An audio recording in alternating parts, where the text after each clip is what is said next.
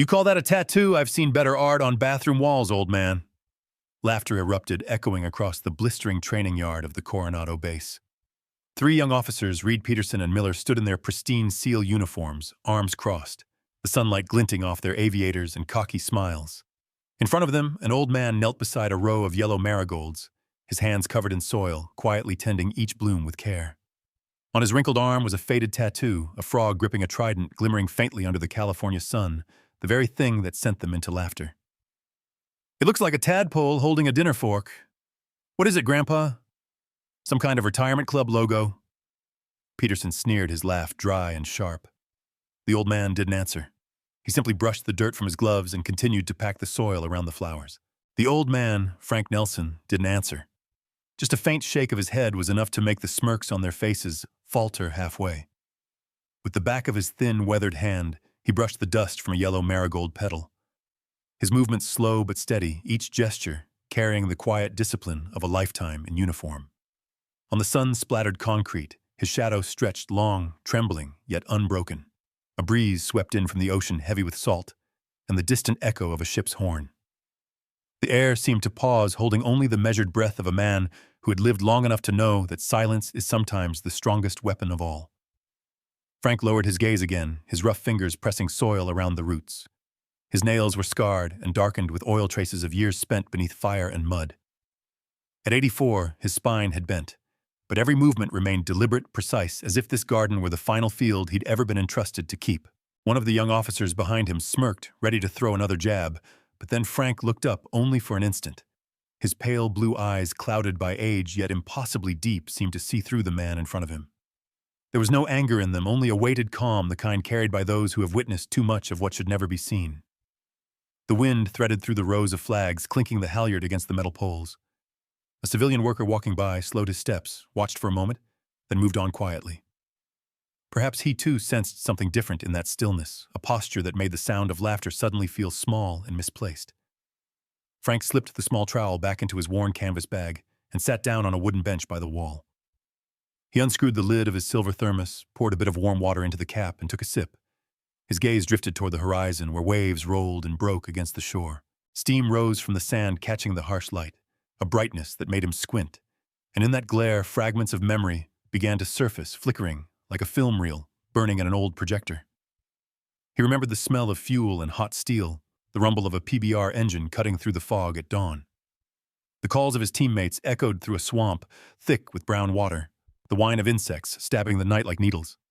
The tattoo on his arm, that frog gripping a trident, had been carved on a night like that. A damp, cold night under a poncho, a flashlight hidden beneath it. Ink made from gunpowder mixed with whiskey, the needle a sewing pin sterilized in flame. 3 young men had sworn a promise, if none returned, that Mark would tell their story in their stead. The distant shouts of the young officers snapped Frank back to the present. He smiled faintly, a gentle smile heavy as the ocean wind. This generation was trained by steel and precision. His had been forged by fire and loss. Both were soldiers, they simply learned silence in different ways. A single dry leaf drifted down beside him, weightless and meaningless, yet enough to make him pause. He stared at it, thinking how the smallest things can sometimes carry an entire lifetime. In his mind, he heard the voice of a friend long gone, Frankie. If one day someone laughs at this, Mark, let them. They don't know what we used to carve it with. Frank placed the trowel down, rolled his sleeve to cover the tattoo. Not out of shame, but because he no longer needed anyone to see the scars that only survivors could understand. The sun shifted westward, its light slicing through the iron fence, casting tangled shadows across his back like a map of memories. Peterson bent down, his voice rough and laced with mockery. Come on, Gramps. Tell us the story behind that doodle, or did you get it after a drunken night in Tijuana? Laughter burst out. The sound echoed across the concrete yard, sharp, cold, and cruel. Frank said nothing. He only looked up, his calm eyes piercing through the fragile arrogance of youth. But Peterson wasn't finished.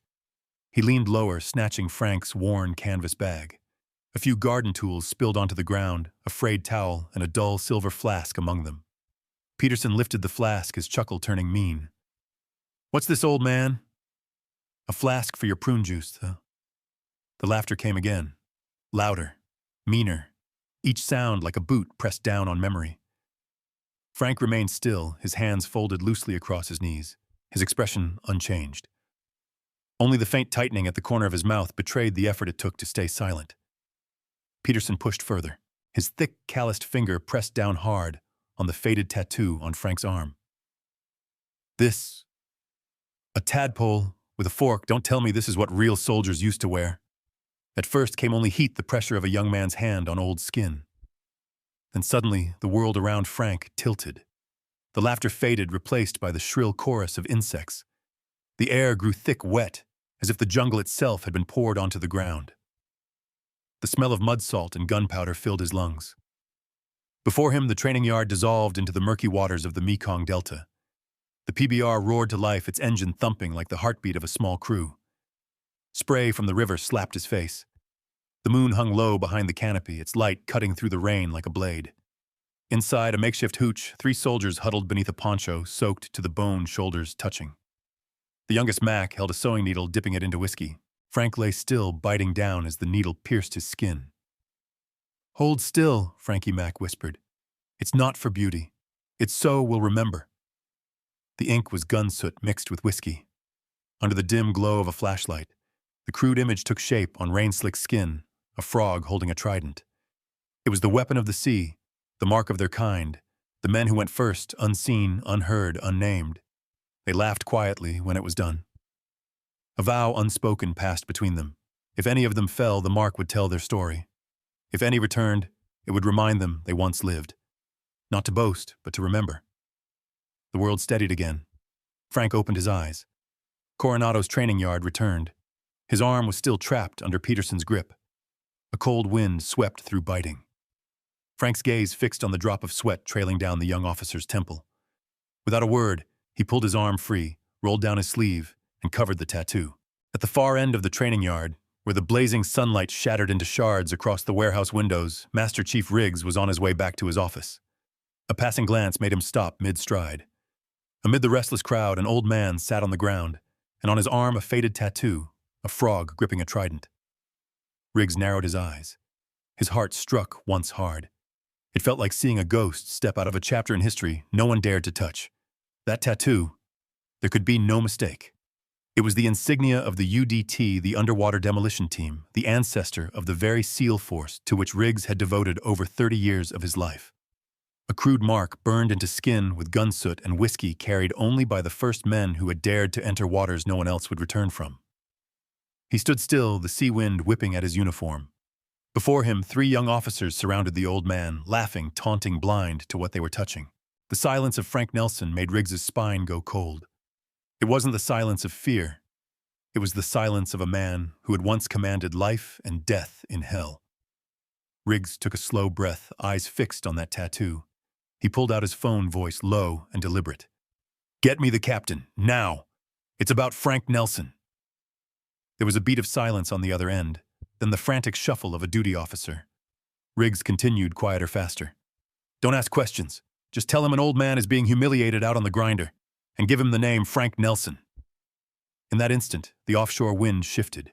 The American flag at the base gate snapped open, the halyard clinking sharply against the pole. Riggs closed the phone, his gaze darkening. He knew that name wasn't just a man, it was a legend. And once the system heard it, the entire base would move. Across several buildings in a fluorescent-lit conference room, Captain Thorne, commander of the Naval Special Warfare Training Center, was halfway through a presentation on budget allocations. Around him, senior officers listened with the rigid boredom of duty. None of them could have guessed that within seconds the meeting would shatter like glass. The door burst open. A young aide nearly stumbled in face pale, voice trembling, but firm. "Sir, Master Chief Riggs is on the line. He says it's a Condition 1 emergency." Thorne raised an eyebrow, setting down his pen. "Condition 1. Unless the Russians are landing on the beach, I don't want, sir, it's about Frank Nelson." The name hit the room like a bullet. Every conversation stopped. At the end of the table, an older officer exhaled sharply, his expression freezing. Thorne looked up, unblinking. He repeated soft but sharp, "Frank Nelson." No one answered. They didn't have to. There had only ever been one man by that name, the founding frogman, the soul of SEAL Team 1. Thorne snatched the phone. "Riggs, talk to me." The Master Chief's gravelly voice came through each word heavy. "He's here, sir. At the grinder. Surrounded by candidates who have no idea who he is."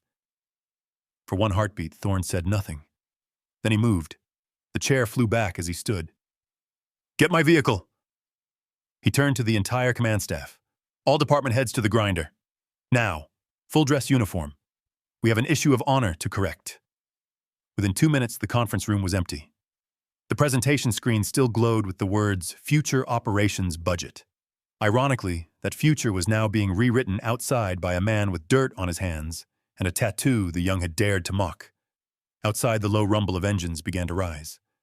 Black command SUVs peeled out of the parking lot headlights, blazing even under the afternoon sun. The sound of engines roared before anyone knew what was happening. 1, then 2, then 3, sleek black SUVs tore across the training yard, their tires screaming against the dry concrete. Those standing nearby instinctively stepped back, falling silent, as if the air itself had been pulled from the sky. The doors opened in unison. Polished black boots struck the ground in perfect rhythm. A line of officers in immaculate white uniforms emerged, their brass buttons gleaming under the fierce California sun. At the center of them stood Captain Thorne, commander of Coronado Base, his presence alone enough to silence an entire company. Broad-shouldered, measured stride, and the golden eagle on his collar catching light like a spark. Peterson swallowed hard, a chill crawling up his spine. His arm was still half raised, the same arm that minutes earlier had pressed against the old man's tattoo. The laughter, the smirks, the easy arrogance all gone, swept away by the heavy echo of boots drawing closer. Thorne said nothing. He walked straight through the crowd as if cutting through fog. Every man straightened instinctively, though no command had been given. The air was so taut that even a deep breath might have shattered it. Frank Nelson still sat where he was, half in shadow, half in sunlight. When he lifted his head to meet the approaching officer, there was no nervousness, no deference, only the calm of a man who had seen power come and go like tides. Thorne stopped 3 paces away. The entire yard fell still. The young officers looked at one another, uncertain what to do. Then the sound of heels turning sharply. Thorne stood tall, squared his shoulders, eyes locked on the old man before him. His right hand rose crisp, unwavering, a salute so perfect it could have been carved from stone. "Mr. Nelson." Thorne's voice rang out, deep, steady, heavy with meaning. "It's an honor to have you on my base, sir." Every gaze fixed on that gesture. Silence spread deep and solemn, so profound one could hear the wind brushing the flag at the pole above. The men who had laughed earlier now stood rigid, faces drained of color. No one dared move. Peterson blinked, unable to process what he was seeing. The highest-ranking officer on the base, the man he had only glimpsed from afar during parades, was saluting. A gardener. Frank tilted his head slightly, his eyes gentle, weary. He started to speak, but stopped. His thin hand rested on his knee before he slowly rose to his feet. He did not return the salute, he only looked at Thorne, his gaze humble, yet faintly embarrassed, like someone unaccustomed to reverence. Thorne held his salute firm, his hand rigid as iron. His voice, though hoarse, carried every word with deliberate gravity. "Sir, on behalf of every man wearing this trident, I offer my apology. Thay mắt cho tất cả những người đang mang biểu tượng này, tôi gửi tới ngài lời xin lỗi sâu sắc nhất." A strong wind surged, snapping the flag overhead. The cloth cracked loudly against the pole, blending with the sacred stillness of the moment.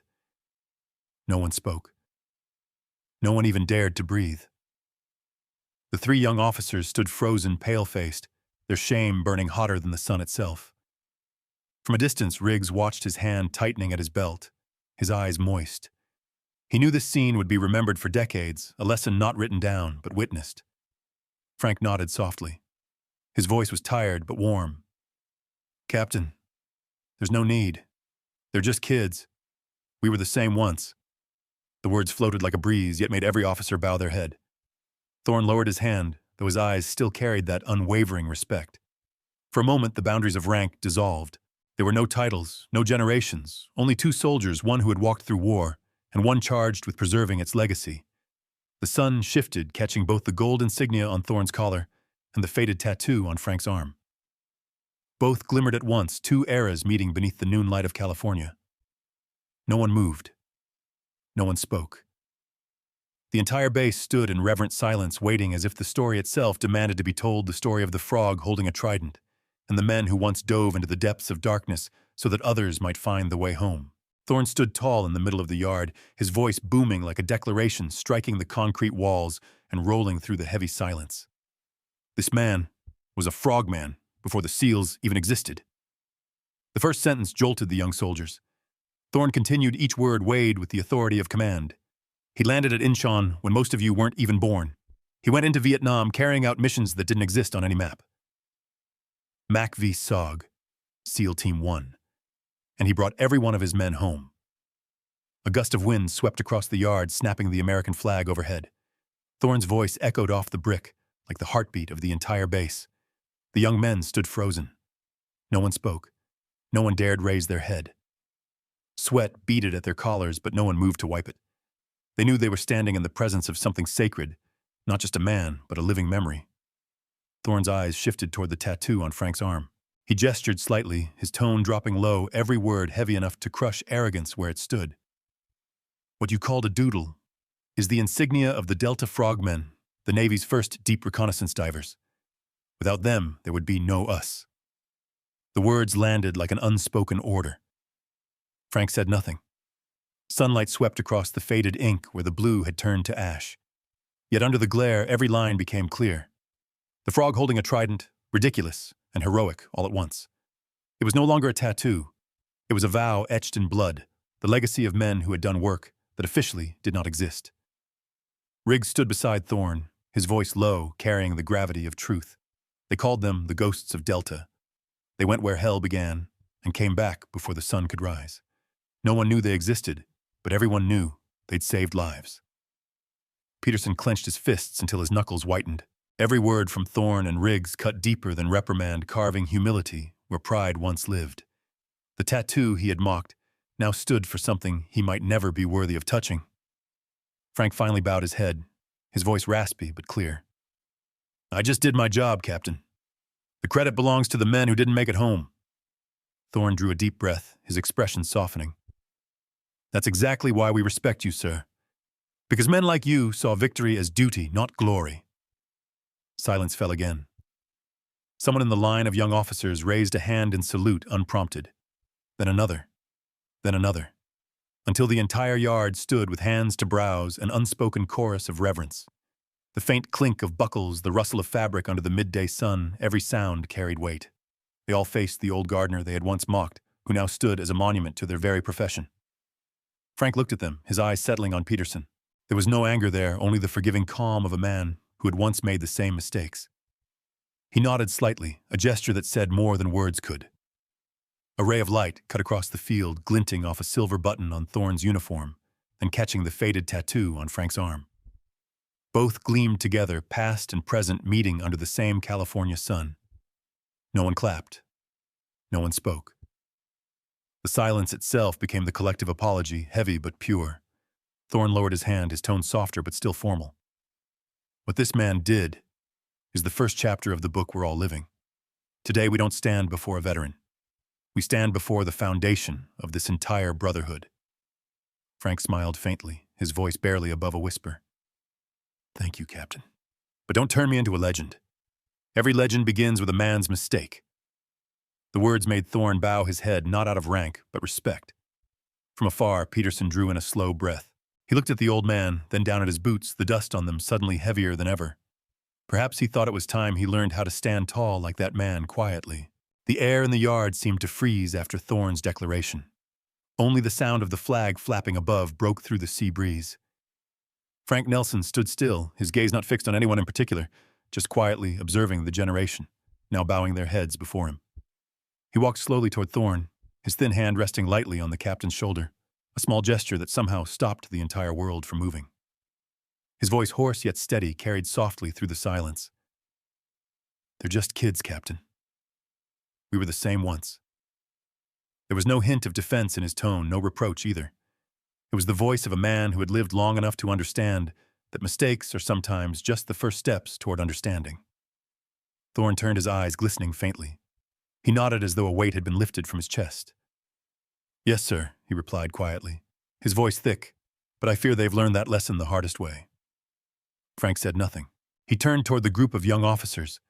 The three of them stood shoulder to shoulder, heads bowed, fists clenched at their sides. Peterson, the loudest laugher, now trembled slightly, his broad shoulders seeming small under the weight of shame. Frank stepped closer. The afternoon sunlight spilled over both generations, blending time itself, past and present, standing together in the same beam of light. He stopped a few paces away, his expression neither stern nor gentle, but something in between calm authority born from experience. "Look up, son." Peterson obeyed. His eyes were red, his voice rough. "Sir, I—" Frank interrupted softly but firmly.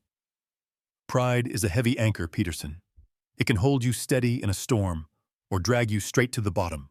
The key is knowing which it's doing to you." No one spoke. The words lingered in the air, sinking into the hearts of every man there. It was no longer a lesson in discipline. It was a lesson in life. Frank's voice lowered, a faint smile touching his lips. "I used to think strength came from muscle, from command. But I learned that true strength is knowing when to stay silent, without needing to prove anything." A soft wind stirred the rows of marigolds behind him. Each flower swayed gently, as if applauding in silence. Thorne watched him, his voice quieter now, reverent. "You're still teaching, even without a uniform." Frank chuckled softly, the sound old but warm. "A uniform is just fabric, Captain. Discipline and honor.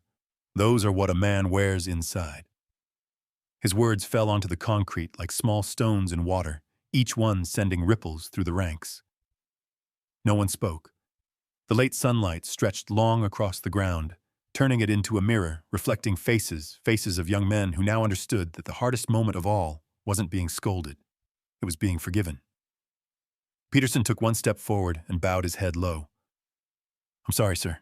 Frank nodded, placing a hand on the young man's shoulder light as wind. "No need for apologies, son. Just don't forget. What you learned today, teach it to the ones who come after you." Peterson's face eased, his eyes wet but clear. In that moment, he was no longer the arrogant officer from the morning. He was a true soldier, humble and awake. Thorne took half a step back, standing at attention, eyes fixed on Frank. He raised his hand in salute, not by protocol, but as a gesture of gratitude. Riggs followed, then another, and another. Soon the entire yard stood in unison, hands raised high while the flags overhead seemed to bow with the wind. Frank looked around, taking in a slow breath. "We don't need statues to remember each other, Captain. Just respect." "That's enough." The setting sun slipped lower its rays, passing through the marigold rows, casting long golden streaks across the ground. Half of his face was shadow, half bathed in warm light, a portrait that needed no frame. And in that fading glow, something had already begun to change. A base, a generation, and a new chapter waiting to be written, so no one would ever forget the old man with the faded tattoo. Weeks passed. The Coronado base seemed quieter than before. The morning drills still began with the sharp wail of the bugle, but beneath the sound, something else lingered, a new kind of awareness. In every glance in the way, recruits greeted the old gardener, who appeared each dawn. There was now caution and respect. That afternoon, the sun hung low. Two men worked side by side in the yard, one old, one young. Frank Nelson planted a few more marigolds, his hands still steady and deliberate. Beside him, Peterson bent over pulling weeds, his shoulders dusted, sweat beading along his brow. Gone was the swagger from that morning weeks ago. What remained was a soldier learning from the beginning, learning respect and gratitude. After a long silence, Peterson spoke, his voice tight with sincerity. "Mr. Nelson, I'm sorry." Frank lifted his head and studied the young man. In that sun-browned face, he saw himself many years earlier, fiery and reckless, believing that honor had to be shouted to be real. He didn't answer immediately. Instead, he reached into the cooler beside him, pulled out a cold bottle of water, and handed it over. "The lesson learned," he said slowly, voice deep and gentle, "matters more than the mistake made." Peterson took it, the cap trembling in his hand. He nodded, no words, just that small motion carrying apology, respect, and a quiet promise. The sea breeze rolled through the yard. Salt earth and flowers mingled in the air. Where there had once been tension, there was now peace. The marigolds swayed softly, like the spirits of old souls smiling in approval. At the far end of the yard, a group of new recruits stood before a steel plaque, just installed that morning. The letters were simple, etched deep and clear: respect the legacy, honor the quiet. It wasn't a training slogan. It was a reminder carved from a real moment. The afternoon, an entire base bowed its head before a man once mistaken for nobody. Thorne walked up beside Riggs. They looked at the plaque, then toward Frank and Peterson, working in the distance. Neither spoke. They didn't need to. Both knew that legacy wasn't found in medals, but in how one person could make another better. Frank sat down, brushing dust from his knees. The last sunlight washed over his face. The wrinkles ran deep like rivers of memory, but his eyes were calm, as still as the sea. He rolled up his sleeve. The tattoo of the frog and trident showed faded, blurred, but still there. Peterson saw it and said nothing. He only bowed his head slightly. Frank smiled that same quiet, patient smile from the first morning and went back to work. From afar, the training drums began to beat. The new recruits marched past the garden, and many paused. Some bowed. Some placed a hand over their hearts. No one had told them to. It simply felt right, an unspoken ritual born from respect. The sun dipped behind the barracks, its light glinting off the plaque's metal surface before sliding across Frank's arm, catching the old tattoo. For an instant, both shone together, past and present, meeting in one breath of golden light. Frank looked up at the amber sky. His voice was soft, almost a whisper to himself. No one needs to remember our names. Only the reason we once stood here. The wind carried his words outward over the flagpole, across the yard, through the concrete walls that had borne the weight of generations of soldiers' footsteps. Tomorrow the drills would start again. The noise, the sweat, the orders, all the same. But something unspoken had changed forever. A generation had learned that courage doesn't always come with gunfire. It comes from the heart that bows quietly before those who already carried the weight. The last light of day touched Frank Nelson's lined but peaceful face and faded softly like mist. Brave veteran stories. We remember the quiet heroes